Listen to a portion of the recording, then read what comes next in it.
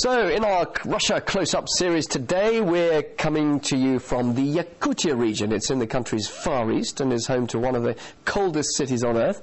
And coping with the weather is a harsh reality of people's everyday lives.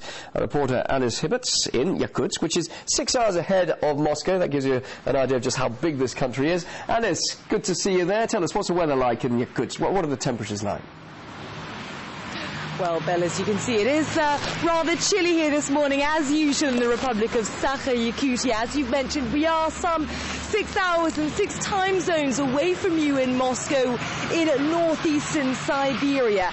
And the climate is just one of the remarkable things about this republic. With some 40% of the republic situated above the Arctic Circle, it does boast the coldest inhabited area on Earth. But also the size really does make this republic unique. It's the largest republic in Russia, taking up a fifth of the country. That's roughly a little smaller than India, or alternatively 13 Frances put together. The republic itself crosses some 3 time zones. Another unique fact about this republic is that it is ridiculously rich in natural resources. Legend has it when the god of creation was flying around the world distributing riches and resources, his fingers got so cold as he crossed over Yakutia that he dropped them all. So you name it, they've got it here. Gold, timber, oil, silver, diamonds. The diamond monopoly Alrosa, which is based here, produces some 25% of the world's rough-cut diamonds. The republic also has its own distinct culture and traditions and language and diet. Well, with more on the many things that make this republic unique, here's RT's Leah Ferguson.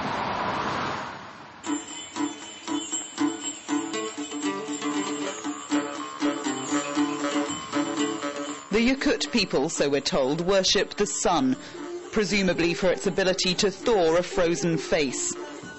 This is Russia's Asia, where delicate Asiatic features form a contrast to the harsh Arctic climate. Yakuts make up 40% of the population here. They speak a language of Turkic origin. At the local school, we're told Yakut is rich in verbs, and many of the words sound as if they're stuck together with glue, as these students demonstrate. Children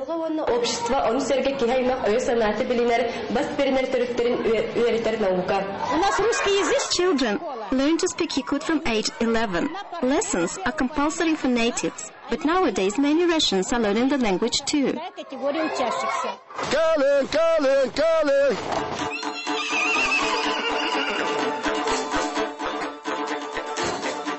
For horse breeder Nikolai, Yakut is the only way to communicate with the 4-legged natives. The Yakut horse has a fatty flesh, the reason it can endure temperatures of -60 degrees Celsius. Yakut horses are the only ones that can survive in an Arctic climate, but they never lay down during the winter. They sleep standing up. Still, they are strong, tough, and hardy animals. And the people are hardy too in this sort of weather. But they say the best way to survive is to wear fur. Come to Yakutia and you'll realize that nothing but fur keeps you warm. The Yakutsk boot factory saves many a toe from frostbite. All handmade from reindeer hide, wool and felt. This is traditional local footwear, but still popular today. No 2 pairs look the same, all with individual beading and sequins. Well, all of these pieces of fur come from reindeer legs, and it takes 14 of these reindeer legs to make 1 pair of boots. But these boots are in such high demand that this factory produces 700 pairs per month. If fur's not your thing, then this is an alternative way to keep warm.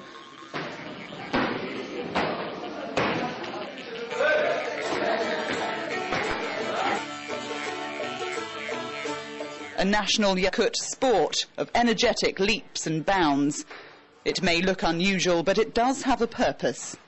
The sport increases your endurance and fitness. Traditionally, Yakuts were hunters and they needed to jump from rock to rock in the swamps. So that's how this type of jumping originated.